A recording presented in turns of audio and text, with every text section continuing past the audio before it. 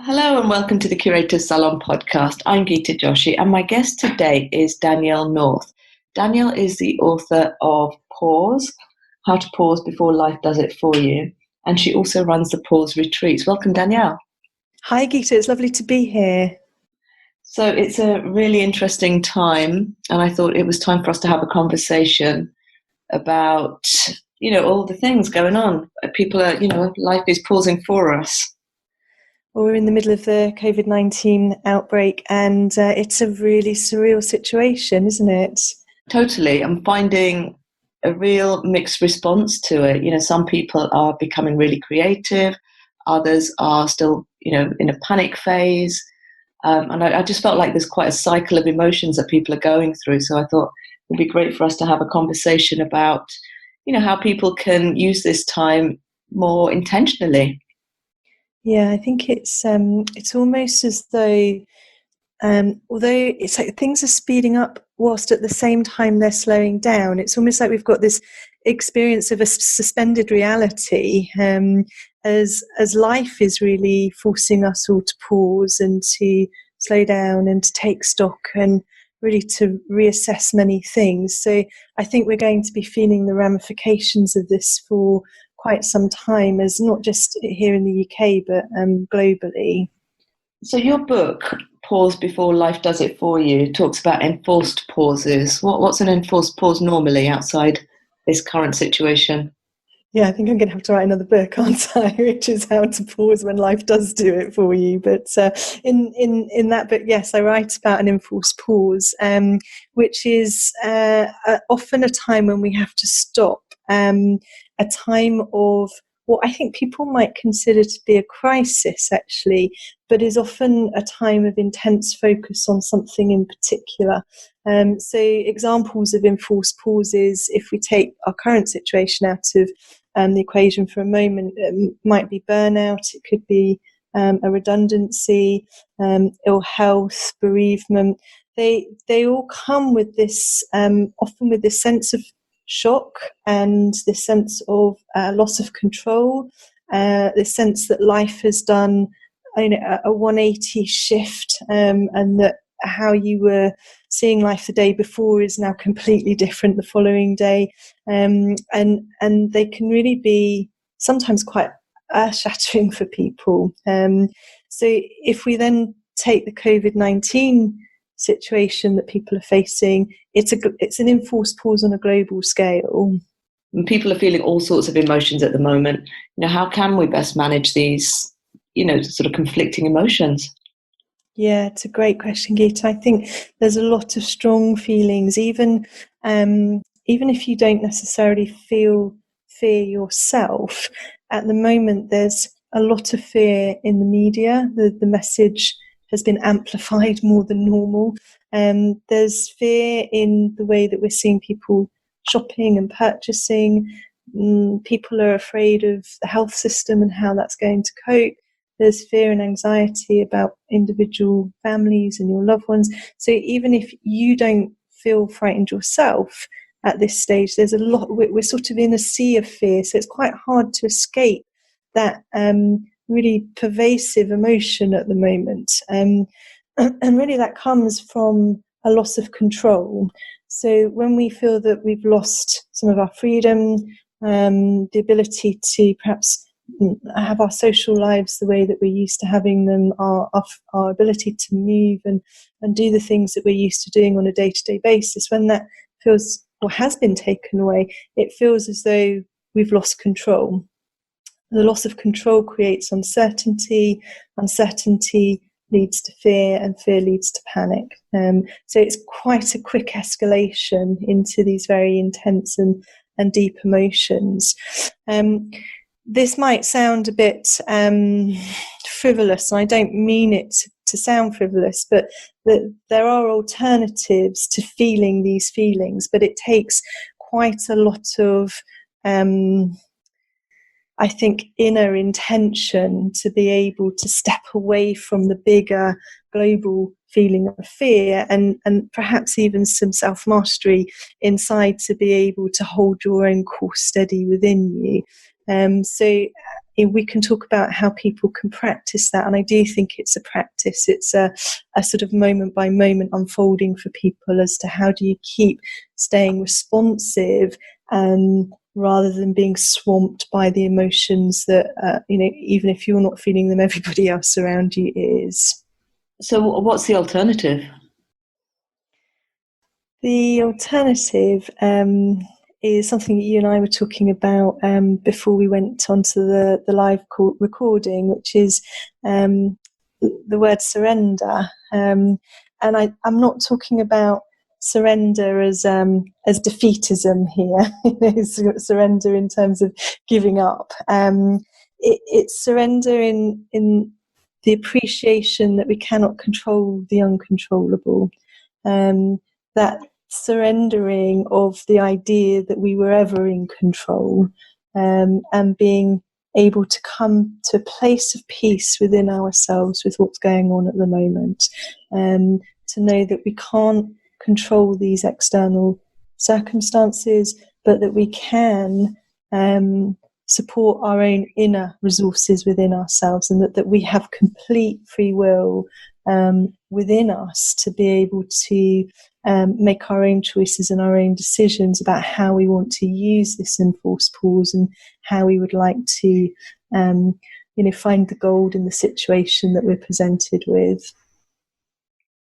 For me, I think coming to terms with this sort of new situation, being indoors a lot more, losing the routine, I've just found like it's given me time, and actually an appreciation of that as well. It's, time is one of those things that we all have the same amount of, but we use it all so differently. And sort of leaning into it for me this week has been, it's been really interesting kind of seeing that unfold. It's fascinating, isn't it, what can happen when we create a little bit more space for ourselves, or when it's been created for us. Even for many people, not having a daily commute at the moment frees up time that you can sit there and go, well, what do I do with that extra hour or hour and a half that I'm usually commuting? And so, I think there's a lot of opportunity here for people to be really considered about the space that's being created, because we're going to all have less social engagements.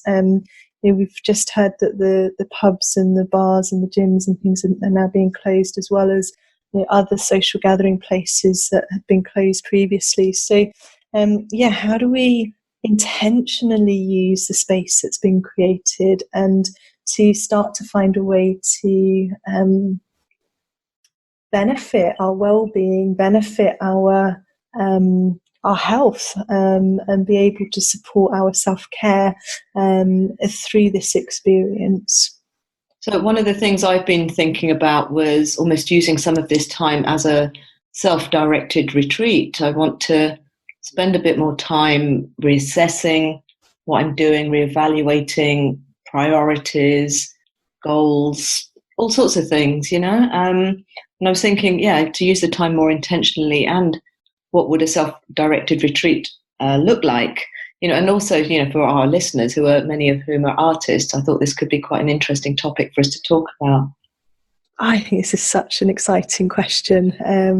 And personally, I've been thinking a lot about it for myself as well. There's almost, if we can get our minds around the fact that this is probably a longer term situation than we would want it to be, and be able to say, okay, so what would really benefit me from this?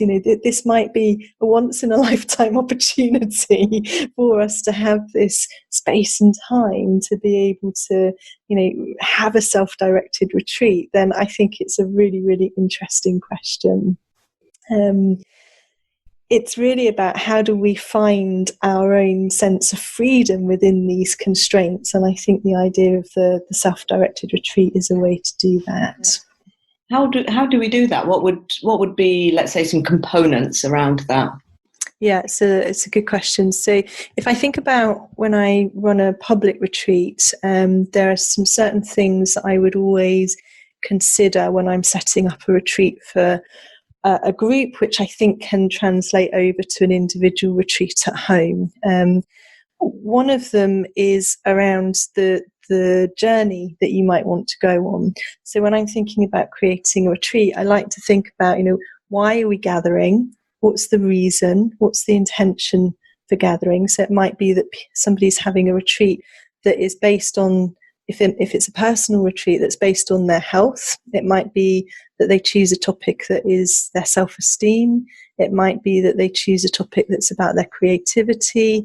There could be any number of things that they want to set their retreat on. But I like to think about what's the reason for me gathering a group in the first place, and then what's the journey excuse me, that I want to take people on. So with that in mind, then people can start to think about, okay, this is the intention for my personal retreat, and where would I like to go over 4 weeks, 6 weeks, 8 weeks, whatever the window of time might be. And then to set up, I think the next part that I would do if I were running a retreat is I would set the space for it.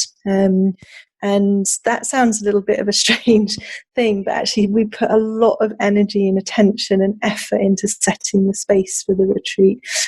So at home, if you're now working from home, or if you've got your studio that you're going to, really thinking about how is your space set for a retreat? What things might you want to have in your space that would be really important for your experience of a self-directed retreat? I'm always a sucker for things like candles and incense and nice music, and a seat somewhere in the house where I've got a nice view and that sort of thing. So you can think about the aesthetics of the space around you and how you might want to use your home or your studio as the space from which you can retreat. So just giving some thought to the space. So those would be things that I would think about to start with. And then from there, I would be thinking about what's the rhythm that we would create in a retreat. So what would the daily rhythm look like for people who are attending? What would the practices be given the intention of the retreat? What are the practices that would make sense for people to be learning about and exploring and giving a go? So if you're, I don't know, for example, wanting to have a spiritual retreat at home where you want to really connect to yourself more deeply at a spiritual level, then some of your practices might include something like meditation or qigong. If you wanted to have a self-directed retreat at home that's focusing on your health, then you might want to include a new type of exercise. There's a lot of creativity going on in the industry at the minute about bringing exercise into our homes through technology whilst we're not able to get out and meet. So you might practice yoga. It might be that whilst if you're not self-isolating and you're still able to go out, that you are cycling, that you're walking, that you include this as part of a regular rhythm in your retreat. What's the benefit of rhythm? I think mothers instinctively know when they have a new baby what the benefit of rhythm is, which is that it will calm their baby and it will quieten the baby and it will soothe the baby. And then I think as adults we often connect the idea of rhythm with some sort of regimental routine that we want to rail against. And so we tend to want to live our lives in a more spontaneous way. At this time, while there is all the fear that I was speaking about, what can happen is that whether we feel frightened ourselves or not, the central nervous system can get activated. So the sympathetic nervous system, the freeze, flight or flight response that you might be familiar with, can get activated, and we can sustain that for a short period of time, and it's designed to be sustained for a short period of time, but we're not really meant to sustain that for a long period of time. And so what regular rhythm does is it helps us shift from that sympathetic nervous system back to the parasympathetic nervous system, so that we can be in a calmer state within our bodies and within our systems. And that's a really good antidote at the moment to all of the fear that we're experiencing around us. And there are just some very simple things that can help us to feel like we have a regular rhythm. Things like waking up at the same time, going to bed at the same time, eating our meals at the same time, exercising at the same time. So you're really just allowing a sense of daily rhythm in your lives at the moment will hold your system while the outside world goes and does its thing, which is changing minute by minute. You can contain and support your body in a really nice way with rhythm. So using some of these practices in the rhythm that you described already, you mentioned some physical ones, particularly around exercising, meditation, and so on for, let's say, more spiritual. What other ones would you suggest? Yeah, I think from a daily rhythm point of view, we can look at emotional practices as well. So one of the things I'm talking to people about every day at the moment is breathing, because it's the breath that will help you shift that sympathetic nervous system to the parasympathetic. So a daily practice. I mean, you could even have an hourly practice of focusing on the breath at the moment. I don't think we can breathe too much at this time. You can't overdo the breathing. So one of the things that I am suggesting to people is if you're sitting somewhere, at a desk or at your workstation, wherever you might be, at the dinner table, just taking a really deep inhale in, and as you do that, pressing the lower belly out. So it's almost like you create this sort of Buddha belly at the very lowest part of your belly, because what happens when we're afraid is the breath gets very stuck high up in the chest. So we want that breath to be pushed all the way down into the bottom of the belly, and then the exhale to be long and slow out of the mouth so that you can hear the air coming out. And if you take 3 of these breaths, that's a really good practice to have day to day. And another lovely daily practice, which can be as short or as long as people want. It depends on how far they want to immerse into this self-directed retreat, would be journaling. So journaling can be, writing a few sentences about how you feel today, or it could be longer. In the artist way, they have the morning pages, which is quite a challenge to be pouring out 3 pages of A4 every morning. But finding something that works for you personally around journaling, it can be done in the mornings, it can be done in the evenings before you go to bed. It's a lovely thing to weave in, and I think weaving in gratitude into your journaling at this point, I think gratitude goes a long way. If in doubt, go back to gratitude would be my mantra on that. So that would be the emotional side of things. And then another aspect, I think, is our creativity. So when we can create a regular rhythm, when we can settle into some of these practices, what it does is creates more capacity and space within ourselves to be able to experiment and explore. So when fear is filling up all of those sort of any empty spaces that are in our body, it's hard for creativity to come forward. Anybody who's had a creative block will know exactly what that is like. And so once the practices are in place, once the central nervous system is calmed and settled, you create this space. And in nature, whenever there's a vacuum, life rushes in to fill it. And ideally, what we want to see is that space being filled with stimulus for our creativity. And we can encourage that along. So things like, you and I were talking about just getting back to a sense of play, a sense of innocence. What is it that delights you and inspires you? When was the last time you did a roly-poly down the hill? It's just, what are the things that really bring deep joy to your heart. So I think the childhood innocence. I'm doing a singing course at the moment, learning how to heal through the sound of the voice, and we're making lots of sounds that are childlike sounds that I haven't made for years. But even things like blowing raspberries, which is great fun, just flubbering and doing raspberries. It's just a silly thing, but you can't help but smile when you do these things. So inject some play into your practices. And then from a creative perspective, we know that at the moment, unfortunately, a lot of galleries, exhibitions have been closed. That's going to be for the foreseeable.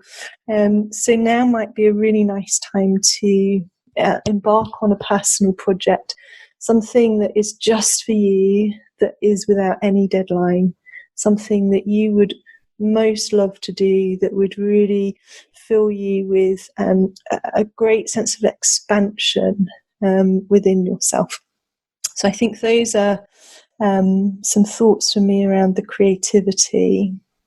Amazing. I mean, there's definitely a lot of interesting projects coming out on places like Facebook and Instagram, sort of art challenges where people can follow hashtags and things like that, just to get back into a sense of play and daily making and exploration and experimenting again, rather than having deadlines and things, as you say. It's just, really getting back and finding joy in some of that again. Absolutely, and this is when I was speaking about finding the gold in the pause, being able to really know that you have your own free will in spite of what's going on around, and being able to tap into the endless source that we are as human beings, that enables us to constantly create. And I think that other practice that people can think about as well as their creativity is the intellectual stimulus, which they often go hand in hand, I think. But the ability to be able to learn and grow at this time, perhaps something there's been, I don't know, I've got so many chunky books on my bookshelf at the minute that I've not had the time to tackle, that I could just sit and read and it would feel a bit luxurious. But in my self-directed retreat, I think I'd like to have reading time, just to sit and enjoy some of these incredible works of art that I've got on my bookshelf. And then I think, as you were saying, Keisha, about the Instagram challenges and the creativity we're seeing there, I think intellectually, for me, it's really sparking my sense of community and collaboration. Like, how do we join forces? I mean, that's what we're doing right here in this moment, isn't it? But how do we collaborate and create things together in new and different ways that we just haven't been thinking about, because we've had our focus on other things, on the results, on the outcomes, on the goals. So I think there's so much power in this pause. No, I think there's a lot of power in it myself as well. I'm trying to use the time more intentionally. And even though we keep being told things might go on indefinitely, I can't quite get my head around that. I still think of it as the next 2 to 4 weeks. So I'm just trying to do what I can, for 2 to 4 weeks and indulge in that, I think. Yes. Yeah. Well, I think we each have to respond to it in the way that satisfies us within. And so, yeah, however you respond to it, I think will be the right way for you. And then we have to just keep listening to what comes in and the information that we get, because it really is a very changeable, fluid situation. What was fascinating for me is that I didn't book any retreats this year, and it's the first time in 8 years I hadn't planned any retreats. And so I'm really sitting with the word flexible for this year, and that could be something that people want to think about, is what's the guiding word that would see you through either this period of time or through this year, that you could use as your anchor. So, when I look at, I don't know, my business plans that I had for this year, or, the financial forecast, flexibility is really required at the moment, just to go, okay, well, that's not how it's going to be. So what are we going to do instead? So, having that guiding word when everything else feels like it's very uncertain. I think an anchor inside of you that you can come back to will be really helpful. Amazing. Danielle, it's always a pleasure to talk to you. Thank you so much for taking time to be on the podcast. Thank you so much for having me. It's been great.